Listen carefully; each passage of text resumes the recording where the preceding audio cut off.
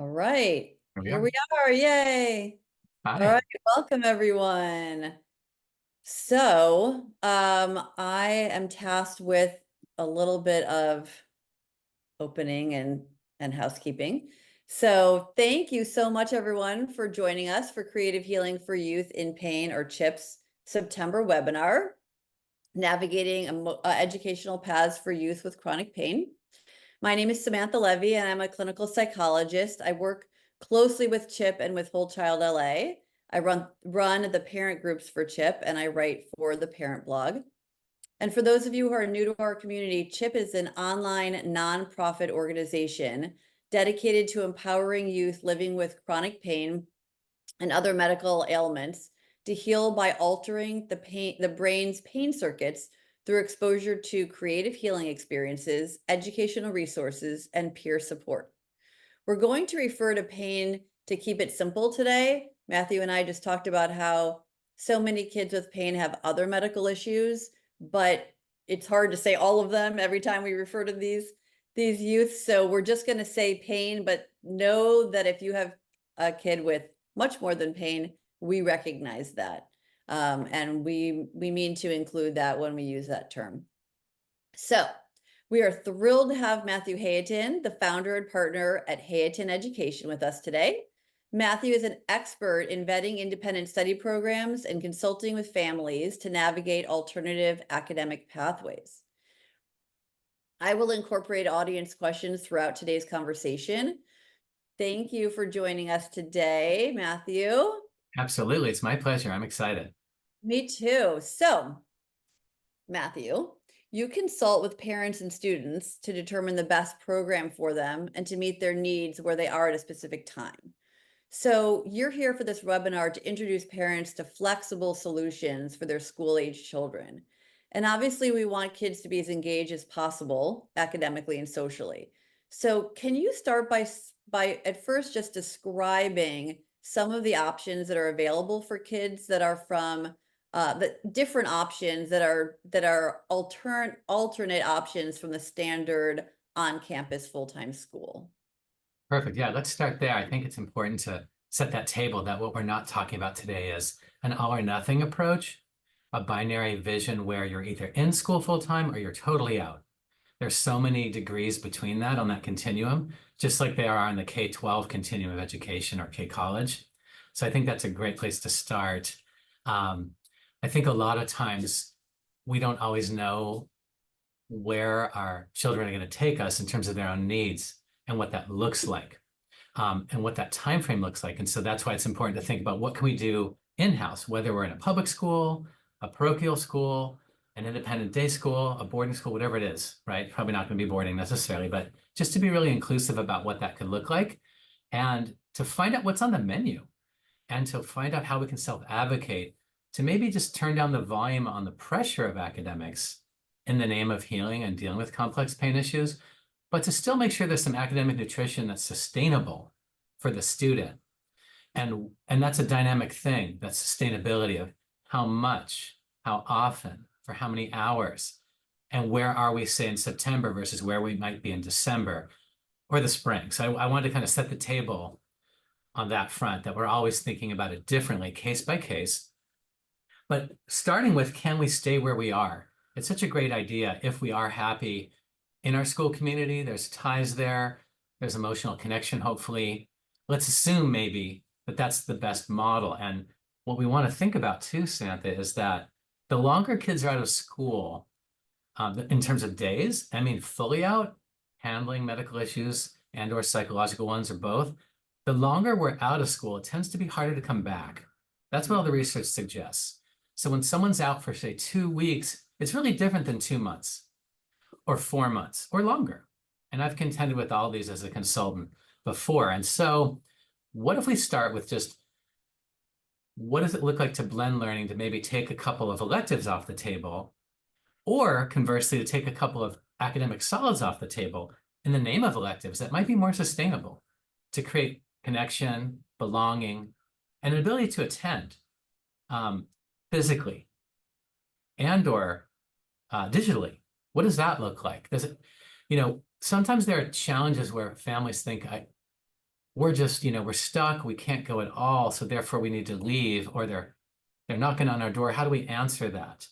One thing I'd also suggest, and we'll get back to the models, is to be really honest and transparent with schools about what you're going through so they can meet you where you are. Because sometimes when we tend to focus, of course, on what's medically so significant and all-consuming for parenthood and for families, it's easy to forget that we don't always bring along the school as much as we can for the sake of self-advocacy, for empathy, for that next chapter, whatever it looks like. But going back now to your question about what are the models, think of it as a hybrid or a blend. What if it's one class in an online model, if we had to have that, and a few in person? Or what if we staged it out and realized we could have a whole academic plan where we don't have to do everything now. We have some years left. Of course, it looks a little different when you're maybe in high school than in middle or lower school or elementary or primary, specifically within elementary. There's going to be more or less choices depending, I think, on the grade level a little and where you're in school. But just have the dialogue that it's not binary. Sometimes there are hybrid programs in our schools we don't even know about. And they're fairly explosive in growth across the LAUSD locally here, but also nationally, state by state. There's so many more items out there for folks who are dealing with complex pain. People who are athletes and artists are also availing themselves of this. So I think the stigma of doing things differently is really lifted. Even at the college level, if we flash forward to something that might seem far away for some of our participants or closer, depending on the age of their students, the schools at the application level ask, have you done any alternative schooling? Have you been in different programs? They give you a really open door to share your narrative, and I think it's normalized it. So I'll pause there and see how much deeper you want to go on that topic. Yeah, so if a parent is struggling with their child with regular attendance in their home school, let's say a public school, who should the parent first contact to see if the school can understand what they're going through and can provide some flexibility? Great question. Yeah, often it's going to be a school counselor, maybe a dean. Some people have a divisional head. If we don't have contact with that person, we can even start with the teacher and say, "Who? I know you. I don't know anyone else yet. I'm new to the school, or I'm not savvy to this hierarchy." And anyone that's a trusted kind of participating in the community, could be a teacher, is a place to start. But it's usually going to go up the chain a little higher, I think, Samantha, and just say, "Hey, we need to have a chat about what's going to be sustainable." Because I think these schools want to meet the families where they are and the child or adolescent where they are. But sometimes that's a dynamic thing, right? Because pain management changes, medical situations change, psychological conditions can shift. And so I think there's a danger that we can fall into as families of thinking, I don't know what's what yet, so I'm not going to do anything. Until I have clarity, I don't want to pick up that phone. And I totally respect that, but I don't know if that's always the best foot forward. I think it's okay to say that it's changing and that we're deferring to our medical experts. We want to do what we can do, but here's where we are today. We may not know where we're going to be in 3 months. That's okay. But just sort of put that out there. Yeah, and I found that often if a family can have either a therapist or a physician who they're working with call and speak with someone at the school, that gives a little more weight behind the requests and Right. really explain more in depth why this child maybe needs to reintegrate back to school slowly, go with the rehabilitation model, and have some flexibility. Sometimes schools will outright tell parents, no, you cannot do a hybrid program, for example, with in-person classes and independent study or home hospital. But when you have a practitioner call and explain the needs of the child, often they will suddenly be more flexible than they said they were going to be. So sometimes if you have some sort of advocate, that can be helpful. But even if you don't, can you tell parents a little bit about how they could pursue a 504 plan? Yes, thank you for that. I just took a note also about optics, and then we'll get right to the 504 question and the IEP process for those who are interested in that or are well along into that world. I do come from the school of don't ask, don't get. So I do believe that it's okay to ask, what's the worst? They say, sorry, we're not equipped. Sorry, we can't do that. But I think to reframe things with an expert or some advocacy from within or an allied professional smart, because I think there can be this misperception for some of the students we might be thinking of, Samantha, who might be misperceived as school refusing, Mhm. as absentee. We hear about absenteeism and school refusal as if it's a conscious choice, like the wrong choice, rather than situational, and not really an option to do anything but take a moment to get our health back in order. And so I think sometimes administrators don't see that clearly, and they need to be helped to envision what's really happening, especially if the pain or this challenge is on the inside and can't be seen on the outside. It gets much easier, I think, for schools to forget that, forget what's Absolutely. happening. So yeah, turning now to the 504 IEP process, what we're talking about, just to be clear, is very much a process that's in the public school system because it has to do with governmental Department of Education funding. Those of us who are in independent day and parochial schools are on kind of a different pathway. So just to pause there, these are parallel pathways, but they play out differently depending on where we're in school. And so that request for 504 and IEP to get accommodation, some of the accommodations you talked about, Samantha, were maybe kind of a staged return or a downshift or an upshift, a real concerted, consolidated team effort. That is sometimes a little glacial initially to just get to the table. You got to put your name in there and you're kind of waiting in line a little. And that's why it's so important to request it, even if you're not sure you're going to need it, because the wait can be challenging. And then once you get to that table, sometimes the school does or doesn't have as many resources as might another in say a different school district under the umbrella of a larger one to necessarily deliver on what you have earned, right? So just because we ask and just because they say yes doesn't mean they can necessarily do it beautifully. So that 504 IP process is really sounds scary like any other form, but it's not like you're doing your own taxes for the first time. It's not something that has to bury us. There are also IEP advocates who can help us out and educate us. And I'm not one, but there are many of them out there who can help us to know, like, what's on the menu anyways? What could I ask for? How can I be an informed sort of consumer of what my options are? And then there are also, of course, attorneys, which is a different level. If you're just not getting what you need and you feel like you need to, as some people call it, lawyer up, which sounds really litigious and impunitive. I don't mean it to sound that way. But depending on sort of the atmosphere you're in, if the doors open or really slam shut in your face or somewhere in between, that's when we start thinking about, do I need some help with this? Even if we could do it ourselves, are we so busy managing our children and their journey that we actually need some help with this? So that's another option to get into that water a little deeper. Yeah, and just to take a step back, just to clarify, a 504 plan is a plan for other health impaired situations for kids. It doesn't take as formal of a process as an IEP, which is an individualized educational plan. That's And right. my experience has really mostly been with the 504 plans that um, I help parents just figure out, or Matthew would help parents figure out, or they could do it on their own, what they need, what their child needs in terms of accommodations in school, writes it out, and then meets with either a school counselor or a dean or a nurse or whoever's in charge of the 504 plan. Sometimes it's an assistant principal, vice Mm-hmm. principal at a school, and really just kind of goes through what their needs are, what their child's needs are, and then gets it approved. It's not a full committee formal process like the IEP. And I think some of the, and Matthew, you can expand on these if you want, but some of the accommodations that kids with chronic pain and chronic health conditions tend to get is, like Matthew talked about, that gradual reentry to school if they've been out. They may start with only one academic class. They may start with just lunch and being approved to be on campus just for lunch so that they can keep their social ties or re-engage socially if they've been isolated. Sometimes start with an elective because that's easier.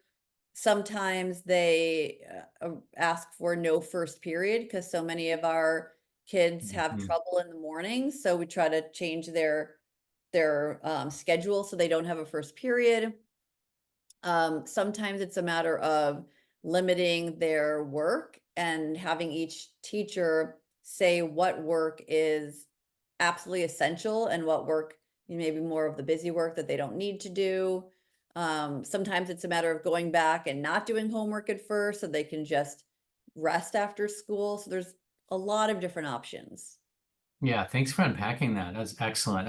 And you're right that the IP process is sort of second stage, often not necessary, and sort of annualized. There's always these reviews, and these do require some documentation. A lot of folks have some, whether it's medical and or perhaps some sort of psych ed assessment or something else has happened.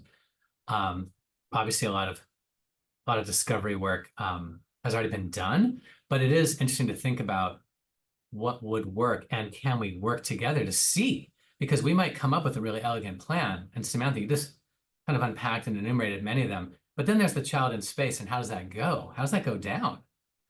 We don't always know, right?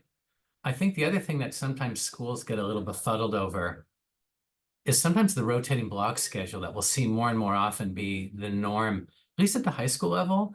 We're getting longer blocks, less classes. And they start to say, wait, but math is all over the place. So if she's just going to take math, but that's at a different time every day, how do we do that? And that's okay, but we're still talking about an overall finite amount of time to be successful with. And I think that that's the through line here, regardless. This is less of an issue, I think, in the K-6 space. And the other thing to think about, Samantha, too, is what do the schools need to sort of grease these wheels of accommodation and seeing eye to eye? And the one area where they tend to bend less, if we had to think of like, what's the class that, if we're back to an academic class, okay, not just electives, let's say we're a little further along in reentry, what's the class they most care about? Typically at the high school level, it's going to always be English, because there's that 4-year requirement no matter where you go, right? And math often follows if we're not yet through, say, an Algebra 2 sequence, because that's cumulative in nature. What's interesting to think about outside the box is, well, what about social science? What about lab science? What about foreign language?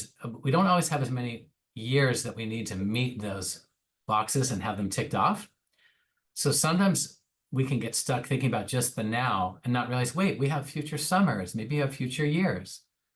Maybe we could do some classes online to satisfy certain requirements that would otherwise suck up a lot of oxygen, that we could do maybe with blessings from the school and course them out deliberately and intentionally in a different way to really open up the space to then be successful on campus again. And I think that's, again, that non-binary thinking around not just how much, but the when, and to think about it maybe as even not just a 6-month vision that we have to live in the now, but also to realize, wait, maybe we have more time. And even if we've got a senior, maybe we're looking at a gap year to fill in some space, a little post-grad work, you could call it.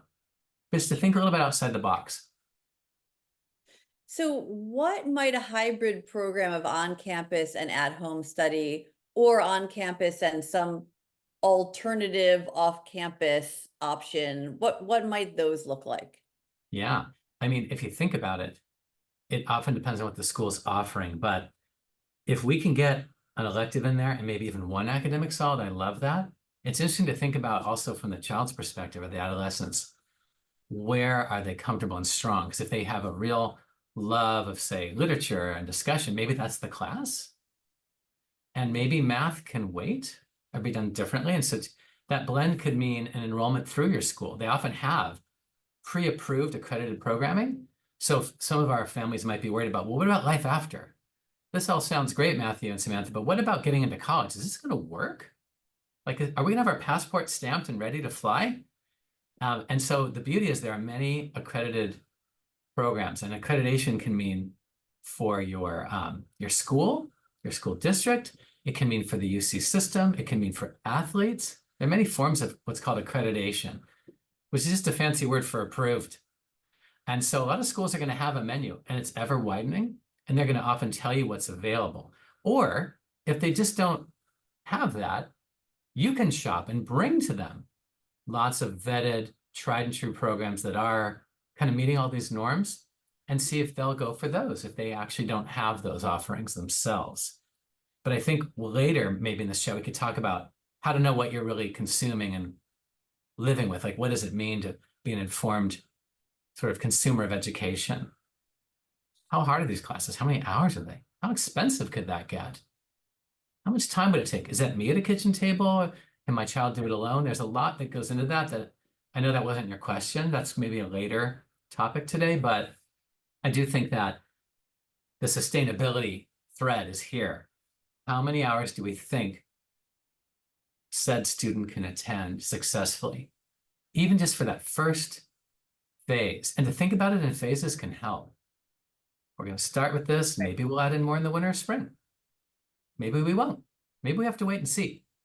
But I do think that the blend can mean a little bit of time, what you might call asynchronously. That's the fancy sort of jargon we hear a lot about is synchronous and asynchronous learning. Synchronous meaning it's alive, it's happening, whether the way we are in cameras or in a classroom, or it's asynchronous, meaning you've got to sort of account for the time and log it. And maybe there's a certain metric you need to meet at a certain tempo each week, right? But it's kind of on you. So you can have bad weeks, good weeks, and all in all, the boat's going to come to shore, right? You're going to get through the class, but maybe not in the same traditional brick and mortar way you do, sitting in a chair with bells ringing. Maybe it's going to look a little different. So it takes a And little more planning. And sometimes that can be really helpful for kids who don't feel well a lot of the time, then they can log on and do the work when they're feeling up to it. So that can be really helpful. So it sounds like what you're saying is that some kids can go to class, maybe one class or two classes on campus, and then they can do either like an online asynchronous class or a synchronous class, or they can go to a center like you have where they're having tutoring and having maybe one-on-one for another class or a couple other classes that they do kind of more on their own time, where there isn't the pressure of the deadlines in the same way that there are in their homeschool. That's right. Not homeschool, I meant home meaning like their public school or right their under you know, that roof. private school that they go to. Yeah. Right. Yeah, I think that's a good way to conceptualize it. And also to think about sometimes we can let a couple of those academic trains go, meaning maybe you're thinking about the big five right now. The big five classes are often your English, your social science, right? Your math, your science, Right. maybe foreign language, not even inclusive of electives. Did I forget one? I think that was five. But everyone knows what those are. And sometimes we don't have to do all five. Depends on what grade we're in. Maybe we let go of one or two and save those for later in the name of finishing the other ones. And we have the things like summer to think about and future summers or a concurrent enrollment, pick something up later. I think there's this idea that we have to do it all and do it well all at once that I like to tangle with and pause on, you know? I don't know if that's really, I think it's kind of a fallacy. Someone in the chat is asking if these types of accommodations are documented on the transcript or information sent to college applications. Great question. Or even if you're applying to private high schools. Do you want to take that question? Sure. Let's talk about that. And how do folks look at it? It's sort of a question of legitimacy and optics in a way. It's a great question. How does it all look? How does it all come together? Let's take it to the very end of the question, which is what happens for college first. And we'll talk about maybe transferring if we went from one school to another. So at the college level, you get a transcript if you're on admissions. If Samantha and I are looking at someone's transcript or transcripts plural, we're looking at all the things they've done, everything they've done on the menu and everything they've ordered and sort of eaten, right, in classes. And so then we kind of put that through our hopper and we decide maybe what their GPA looks like. It becomes pretty irrelevant what a high school says their GPA is for a student. Sorry, what the student's GPA is, because we're going to measure it as a college or university anyway. So you might have several transcripts coming together. It creates a new cumulative GPA. Or more to the point, just that you've done all the work. Forget GPA even, just you've done the stuff. All the things have been done. And they don't necessarily care that it's from one place or another. People move all the time for all kinds of reasons, right? Not just for complex pain and such the topic of today, for any number of, especially in the pandemic. That's been a silver lining too, I think, is that people move around a lot. They change schools for all sorts of reasons. Relocations, financial reasons, upheavals of any kind, right? Seeking new opportunities, seeking new windows for growth. These are all good reasons. So transcripts are fine. But if you know you're going from one school to another, I just add the caveat that it's always great to seek pre-approval for what you're doing. If you know you have a new home you're headed for or want to, hey, how do you feel about these classes? Would these be recognized by you? And if they're done on paper before you knock on that door to enter, it's almost always okay. What's harder is when you say, hey, I've got a lot of classes sort of open. I'm juggling them all. Is that okay? And sometimes new schools will say, can you come when you're done? Or can you be done with some of these? And you have to have that conversation, particularly if you're coming in mid-year versus at a traditional fall reentry, right? Right. And in terms of notation, the question was also, does it show, right? We heard that too in that question. What does it look like? Does it say, hey, this was an online class or this was an in-person class? Interesting, right? The answer is it depends. For example, someone who goes to Santa Monica City College, which is down the street from where I'm standing right now, they have in-person and online and hybridized classes. There's no transcript notation whatsoever on that. But of course, if someone enrolls in a school like Florida Virtual High School and virtual's on the word, they're going to know that wasn't a brick and mortar class just by the name. And it's nothing to be ashamed of or to hide, but sometimes we can conclude some things in person, not just from where that transcript credit is coming from, right? Right. And in terms of whether the accommodations that a student has within their school program, those do not get notated on a transcript or the information being sent to the college. So for example, let's say a student is in high school and they're getting accommodations where they can miss some days without being penalized for participation because they have to miss days when they don't feel well, or they're given a flexible deadline if they can't get their work in on time, or they have other such accommodations. Those are not on the transcript that goes to the college. So I mean, when the student applies from high school to college, the college doesn't know about those accommodations. The admissions officers don't know. The only people Correct. who will end up knowing about those accommodations is once your child commits to a college or university and they're about to attend there, they will send those accommodations to that school's disability office and say, hey, these are the accommodations we had in high school. We'd like to also have those accommodations at your college or university. But otherwise, they are not notated anywhere on your transcript. Right. And it's not because they're some dirty little secret or something we're supposed to be ashamed of, but rather they're irrelevant to looking at the whole person and their likelihood to be happy and successful, however we define that in a new environment. To me, Samantha, you're wearing glasses right now to see clearly. That doesn't give you an unfair advantage over me, right? That's Exactly. exactly what all this is. Right, the way that the colleges and the K through 12 schools see it, as they're trying to level the playing field so that your child can access the academics at an equal footing than other students can. It's no different than having the glasses or having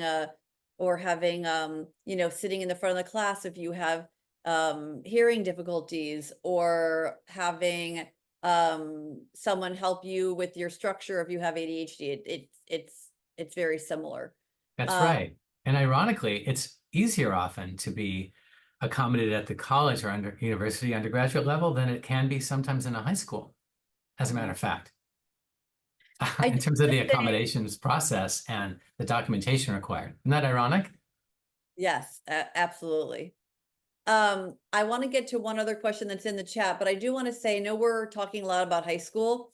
In terms of elementary school and middle school, all of Mhm. this does apply there also.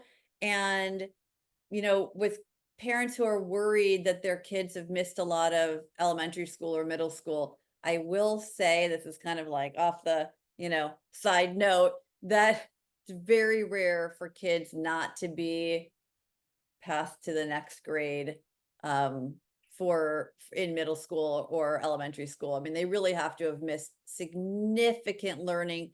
Not only that, even if they've missed half the year, for better or for worse, I'm not saying this is good or bad.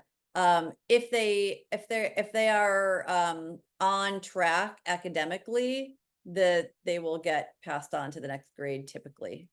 I agree with that. I think the stakes are decidedly lower in that way in the K-6 continuum, even in K-8. I think where things get a little more challenging is kind of ninth and up. I think you're right.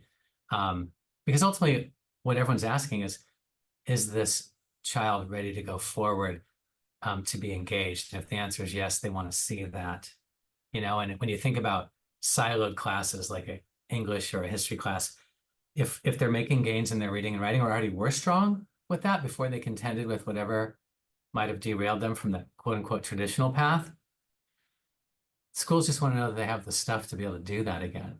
It doesn't go away. Bright kids are always going to be bright, and hardworking kids will always work hard. So regardless of the soil they're in. But yeah, when it comes to credits and days out, it's interesting because the private and the parochial schools have a little more say in that, Samantha, right? They can be a little more almost draconian in their rules and say, hey, yeah, that might be true in public school, but you're in our school now. And what we say kind of goes. That doesn't, I don't mean to suggest they're cold-hearted, reptilians who don't want to help anybody. But I want to say that they have a little more power in the decision process than, and the public schools have to play by kind of a different set of more, I think, inclusive rules. Even though there might be more red tape at a public school than there might be in a private or parochial one. So we have a question in the chat asking about your thoughts about homeschool options. Great. Yeah, I think there's a lot that goes into like kind of picking a homeschool option, even if it's just by the semester or by the class, like more a la carte versus holistic. And remember that might not be forever, right? It might just be for a semester, a couple classes here and there, and kind of live it, feel it, see how it goes. I think what we're looking for often is asking about the accreditation piece, asking also about the delivery model, asking if there's any live support at all, or if it's sort of just a box of content with a portal. I think sometimes we might misunderstand, understandably, what's coming with that. Is it just like a class for credit with a transcript? Is that it? Is there more than that? Are there any touch points at all with a live person? Because I think it's really unfair sometimes for us to think, oh, homeschool must be easier because it's at home, so therefore the student won't need help. And they're good at math. Like, I don't know anybody who had to teach themselves things like calculus, let alone pre-algebra. Like, I didn't do that, right? Most of us had the benefit of that support. And so I think it's important to be real with yourselves and when you're vetting a program of what's really being provided, because chances are the amount of contact time is going to be fairly limited, if existent at all. So that's the big first question I always like families to ask is, what comes with this? What are the bells and whistles, if any? Another one will be, what's the timeline? Do I just get like 5 months from the time I press play on this class? Or is it tied to maybe more of a brick and mortar calendar, like a traditional school? And if I come late, I've lost weeks already. It was 18 weeks, but for me, it's 12 because of when I started, or do I get 18 from when I press start? That's another critical question. I think another one is, are there any analog sort of touchy-feely textbook materials, or is it strictly portal-based, meaning all digital? And maybe there's some links, but you ain't getting a book. Some families and students care a lot about that or want to understand that. And there's pros and cons. I'm not in any way judging anyone's choices, but just again, what are we asking for? So I think that's another thing to vet and to check the accreditation. Is it like UC approved if it's a high school? This doesn't matter so much for K-8. It's pretty Wild West out there. Some people sell even just content you can do yourself. So if we go into the K-8 space, you can even declare yourself a school. If you want to be really renegade and go totally off-road, Samantha, you can declare what's called at least in California, and it's different in each state, the acronym you can declare is a PSA. We used to think of it as a public service announcement, but this stands for Private School Affidavit. And what that means is you're saying, I hereby declare myself the Pacific West School.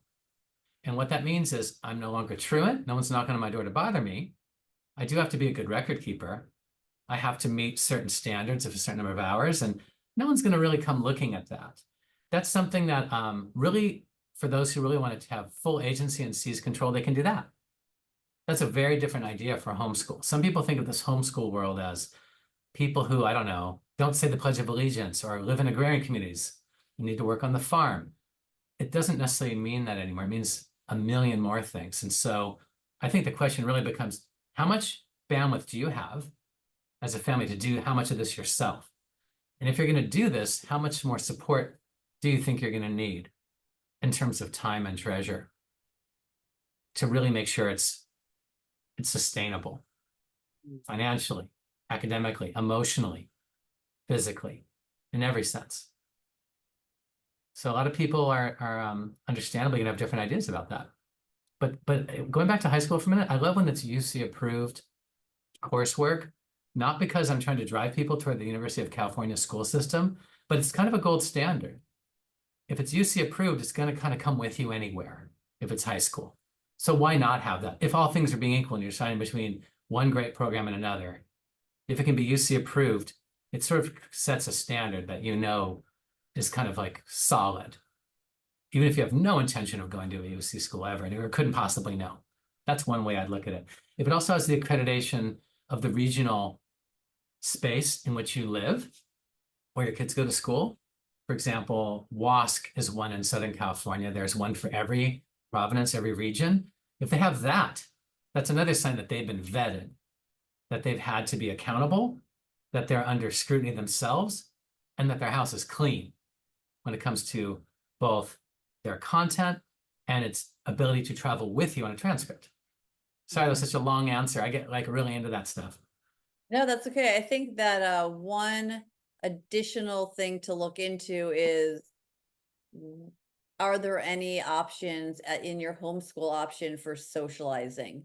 Because some homeschool options, if you get involved in a not your own, but in, one of these already set up homeschool options, they have like outings and field trips and gatherings for the students, or once a week they meet, that type of thing, so that the kids are not too isolated. Because that's one of the my fears with the homeschooling and not doing a hybrid program, is your kids getting more and more isolated, which already is happening if they're in pain and having medical issues. That they're seeing friends less, going out less, Big time. all that. And so to me, that is one of the dangers of the homeschool option that needs to be Absolutely. addressed.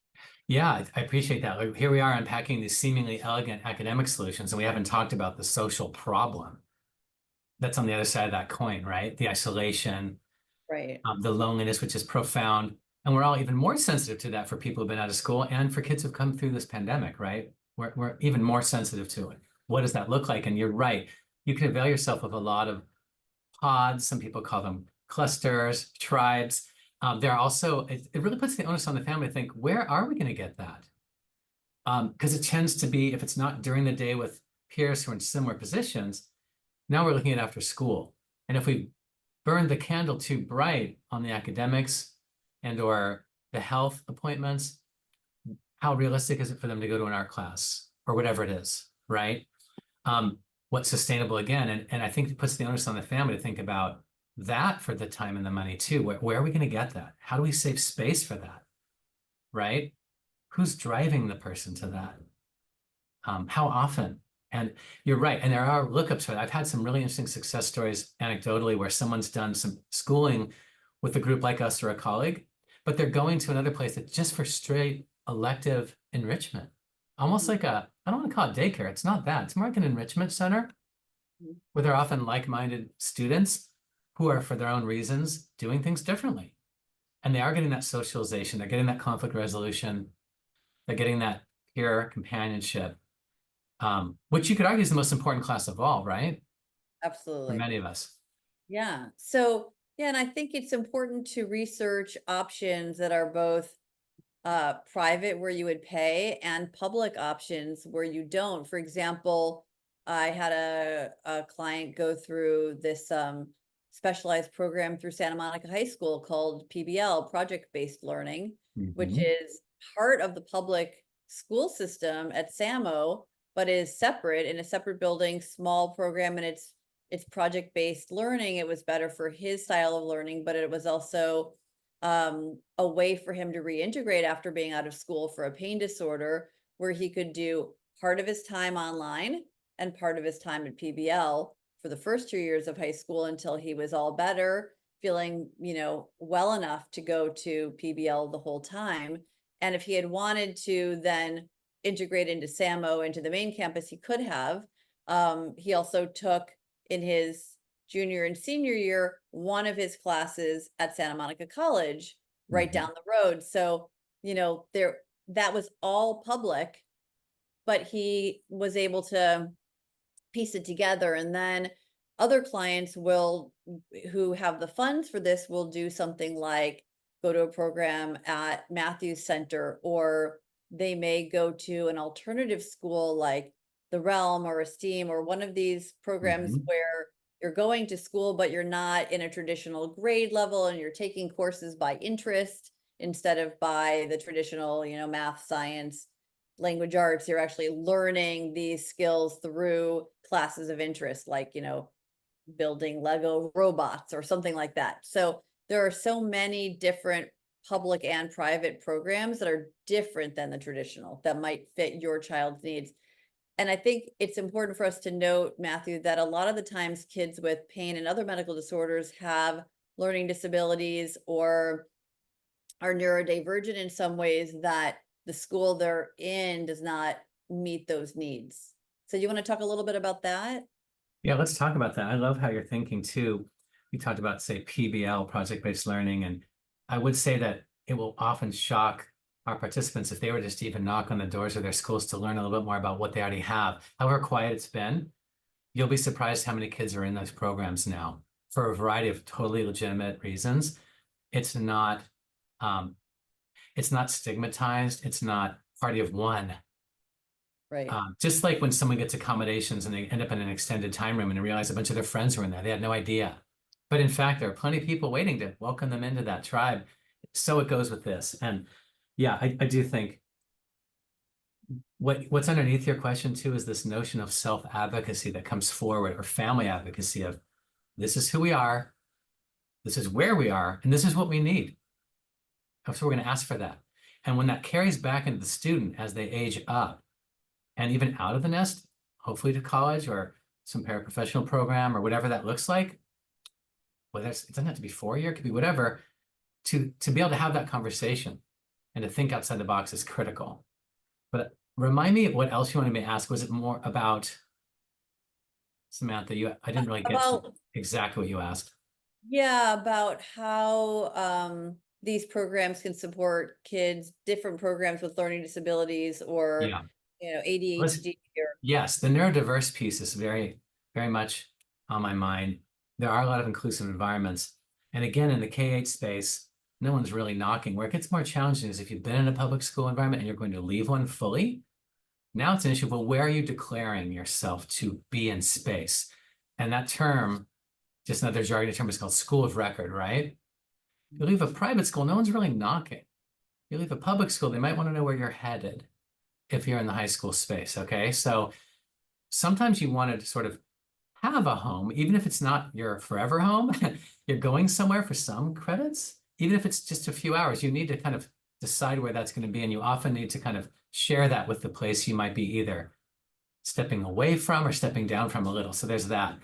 But yeah, a lot of these programs really do favor all sorts of learners who may have some learning challenges, diagnosed or otherwise. Maybe they're on the spectrum, right? The autism spectrum, any number of challenges they may be facing. But really what you're sharing about yourself is that you're getting your needs met and you're taking care of biz, right? One way or the other. Because when you think about it, what does any school want to know about a student at any point when you're knocking on that door?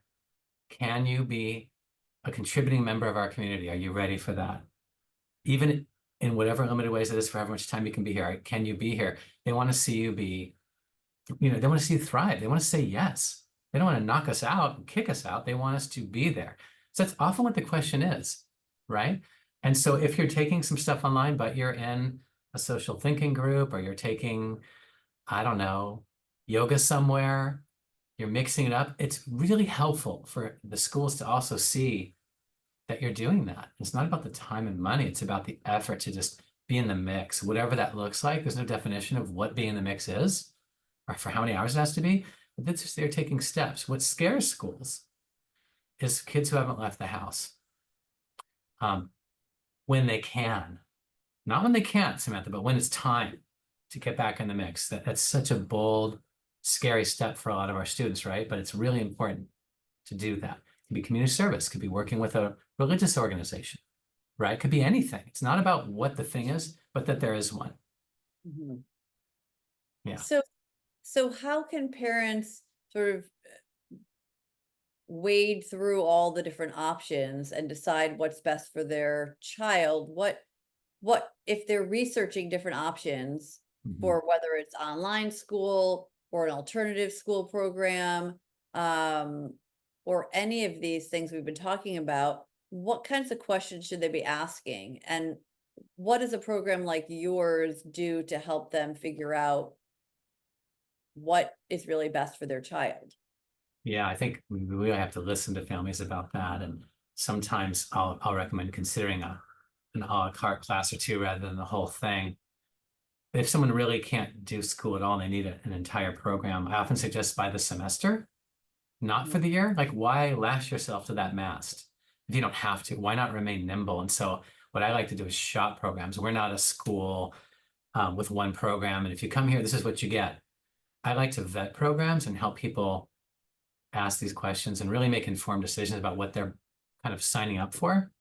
So I think that's a first step is to call someone like me, and I have an open door. I'm happy to chat with anyone ever, even if it's not because they want to utilize our team, right? We've been doing this for almost 30 years. That's not the point.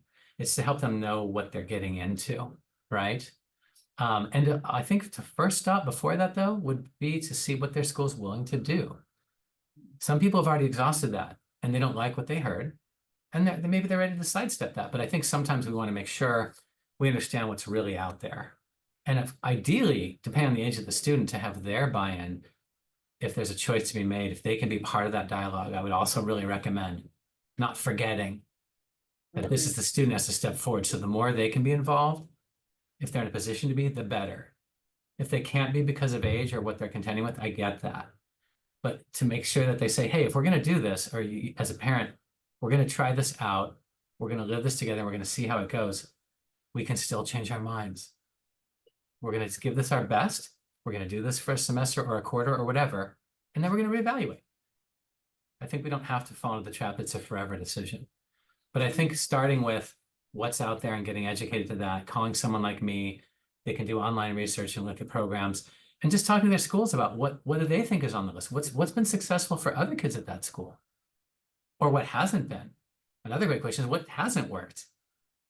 And just Mhm. to kind of make sure that's been, fully vetted. I think it depends where you are on that continuum of wanting to stay engaged or really wanting to sort of go off road. And for some, it's a scary thing. And so I think time and money well spent, just even consult with someone about like, am I thinking of this right? Have I thought of all the variables? Because they're so dependent on the student, where they are and what's happened, what's worked or hasn't. So I don't want to give you a blanket answer that's going to be just a disservice when so many people are in a different space. Yeah, I want to reiterate really pushing your school, whether it's private, public, or parochial, to Mhm. adopt the accommodations that your child needs. I have a client right now in a really large public school, and she did this in middle school and in high school. It took a lot of effort on the parents' part, a lot of time and energy, but they knew what their child needed. They knew that their child could only attend school 3 days a week and needed to have rest days in between, but they also knew that their child would need that extra learning on those Tuesdays and Thursdays when she didn't go to school, um, to catch up. And so they negotiated with the school, and this is public school, they're not paying anything. She goes to school Monday, Wednesday, Friday, and on Tuesdays and Thursdays, a teacher comes from the school district and works with her for an hour or two to help her catch up. Mhm. And that's worked out incredibly. And every year we have to go through the same process Yeah. and the same IEP to get it again. And sometimes it takes a lot more work than others, but they fought for it and that's what they got. And, other parents really fight for having their kids, like I said, miss first period or only come one period a day for the first few weeks and then add in a period as they go and so on and so forth. So some of it is just really advocating for your child. I appreciate that. And while that sounds exhausting and enervating, and it is, it's the good fight.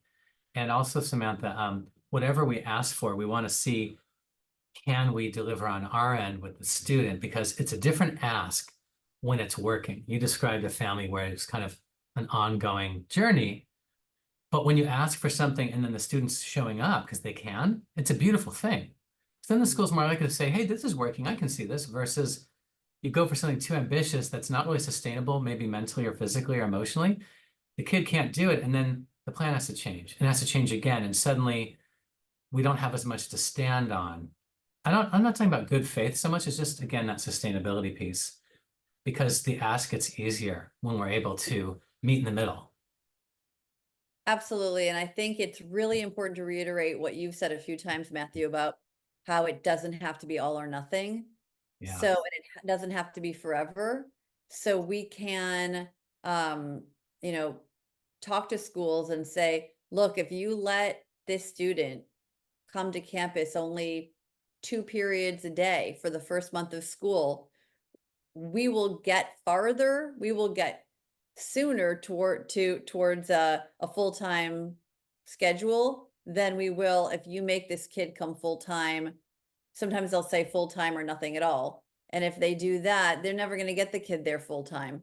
So, and then we show them, look, he really is coming those 2 days. Yeah. Show them that it's working. Yeah, it just becomes a chapter, right? It's not the whole story. It's just a moment in time, and there are more of them. And that's, I think that's a really healthy way to look at it. So, Here's a question. For kids who don't finish all their classes by the end of senior year, what is the age limit to graduate? Great question. oh yeah, that's a great question. So the age limit to graduate from high school, I'm assuming it's a diploma question, right? I mean, I assume that the question is, do they have longer after the end of senior year to finish? Right. And I think it depends on if they're trying to go straight into a 2 or 4 year program, or maybe just take classes at a local junior college, right? If they're not looking to go direct, then the answer is it's flexible. Some kids are going to do what you might call a gap year, wrap up those credits, maybe work or volunteer, maybe take a junior college class or an online class from an accredited university, by the way. Let's not forget there are those too. So it often is a great question for the school. Typically, they're going to give you through the summer. It often depends on if there's an application in mind for you or not, but they're not going to bonk you out just because you go 19 or something. Some Right. people want the insurance policy of, like, going with like the CHASP or GED or its equivalent. The HISET is the latest acronym that's out there. Some people do that for an insurance policy just to have it at any point, depending on eligibility. And those are very specific eligibilities, but it's a great question for the school. Private schools are going to answer that differently again. So if you're at an independent study program like yours or Fusion, usually have till the end of the summer to finish that out. Yeah, easily. And some people are even transferring to a college like mid-year, like for spring or something. So time becomes much more malleable and not so black and white when you're looking at it that way. But if you're trying to finish some hybrid online classes while still staying in Wisconsin high school, then of course it's going to be prescriptive, and kind of the recipe of that school is going to dictate that. But yeah, the timeline can be much more flexible if you're off-road.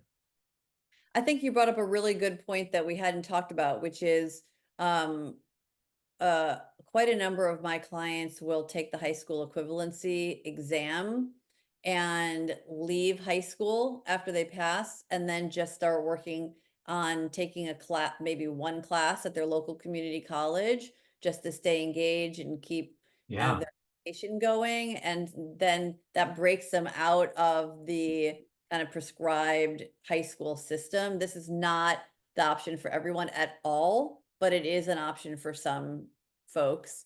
And there's a question, how do parents go about finding an advocate versus a lawyer when needed? That's a great question. Yeah, there are IEP advocates that will say they are not attorneys and they have good relationships at the district level typically.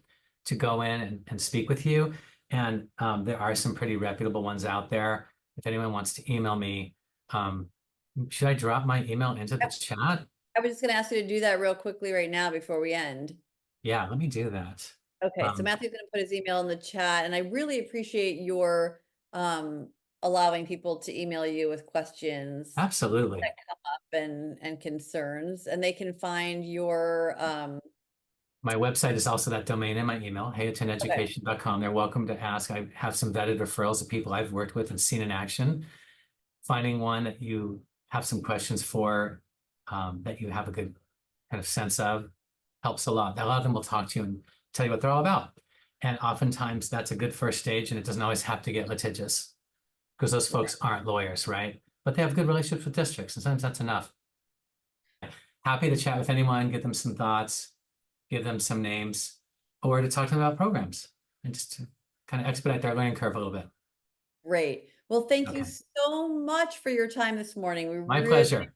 appreciate it. It was a wonderful discussion, and hopefully it got people's wheels turning in terms of options for their kids. And I know it's really complicated in an hour. We can't cover everything, that's for sure.